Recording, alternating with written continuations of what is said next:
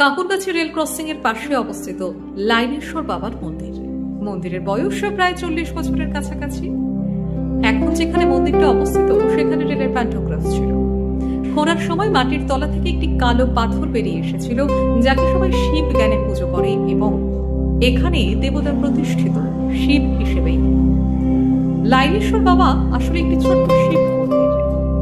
লাইনের ধারে অবস্থিত বলে সবাই লাইন বাবা বলে ডাকত। তারপর এক সময় সেই লাইন বাবাই হয়ে যায় লাইনেশ্বর বাবা।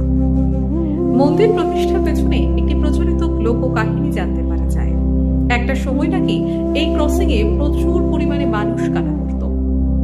জনৈক ব্যক্তি মন্টু পাল, তার বাড়ির সবাই রেল লাইনে কাটা পড়েছিল।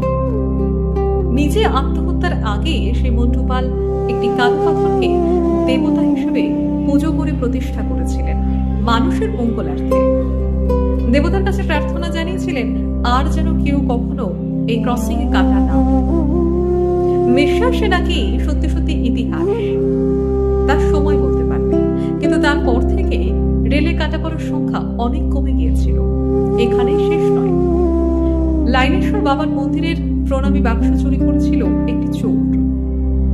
দিন দুয়েক পরে তাকে দেখা যায় রেলে কাটা পড়েছে সেই চোর। সবাই বলে লাইনেশ্বর বাবা নাকি অত্যন্ত জাগ্রত। প্রচুর মানুষ নিয়মিত বাবার কাছে আসেন পুজো দিতে। বিশ্বাস নাকি ইতিহাস, বাকিটা সময় বলবে।